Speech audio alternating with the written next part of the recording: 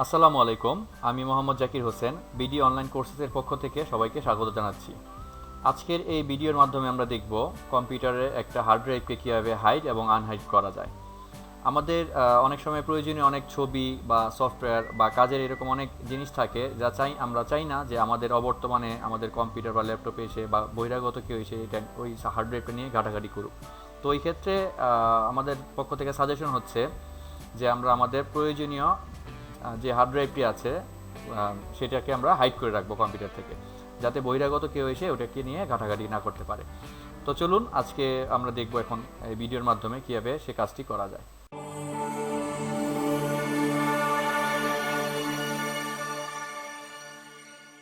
টিউটোরিয়ালটিতে যাওয়ার আগে আমি আপনাদেরকে অনুরোধ করব আমাদের চ্যানেলটি সাবস্ক্রাইব করার জন্য। এই সাবস্ক্রাইব বাটনে ক্লিক করুন এবং পাশে এই বেল অপশনটিকে অ্যাক্টিভ রাখুন। এতে করে পরবর্তীতে আমাদের যত আপডেটেড ভিডিওগুলো আসবে বা নতুন নতুন ভিডিও যখন আমরা আপলোড করব তখন আপনার কাছে অটোমেটিকলি নোটিফিকেশন চলে যাবে।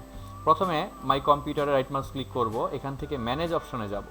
ম্যানেজ অপশনে যাওয়ার পর এখানে দেখবেন স্টোরেজের নিচে ডিস্ক ম্যানেজমেন্ট নামে যে অপশনটা, এখানে আমরা ক্লিক করব। ক্লিক করার সাথে সাথে এখানে সবগুলো হার্ড ড্রাইভ শো করবে। আপনার কম্পিউটারে যে কটা হার্ড ড্রাইভ আছে এগুলো সবগুলো এখানে শো করবে। প্রথমত একটা জিনিস খেয়াল রাখতে হবে যে আমরা সি ড্রাইভটাকে হাইড করতে পারবো না, কারণ এটি হচ্ছে আমাদের সিস্টেমের সব সফটওয়্যারগুলো বা উইন্ডোজটা এখানে ইনস্টল করা হয়েছে, সেই জন্য এটাকে হাইড করার কোনো ওয়ে নেই।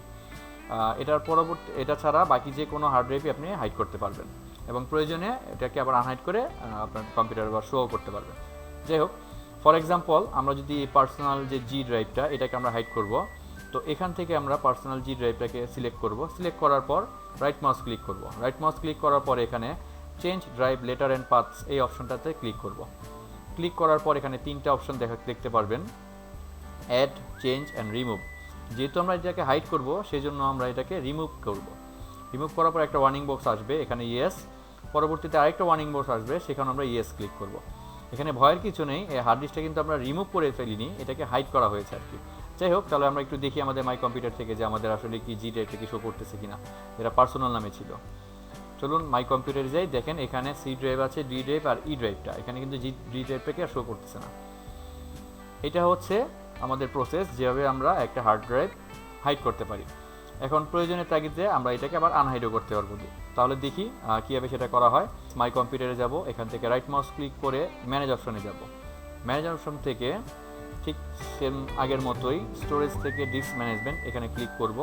ক্লিক করার পর এখানে আমরা যে পার্সোনাল যে ড্রাইভটাকে আনহাইড করেছিলাম এটাকে আগের মতোই রাইট মাউস ক্লিক করে এটার উপর মাউস রেখে রাইট মাউস ক্লিক করে change drive letter and path অপশনে ক্লিক করব। ক্লিক করার পর এখন দেখতে পাচ্ছেন মাত্র একটা অপশন অ্যাক্টিভ অবস্থায় আছে, অ্যাড।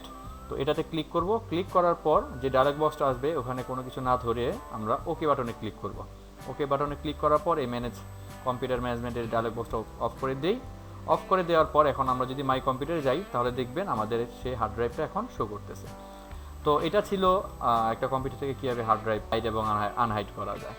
তো আশা করি আপনাদের আমাদের ভিডিওটি আপনাদের ভালো লেগেছে। তো অনুরোধ রইল যাতে আপনারা আমাদের চ্যানেলটিকে অবশ্যই সাবস্ক্রাইব করবেন এবং সাথে লাইক বা কমেন্ট করতেও কিন্তু ভুলবেন না। ওকে, তাহলে পরবর্তীতে অন্য ভিডিও নিয়ে দেখা হচ্ছে। আল্লাহ হাফেজ।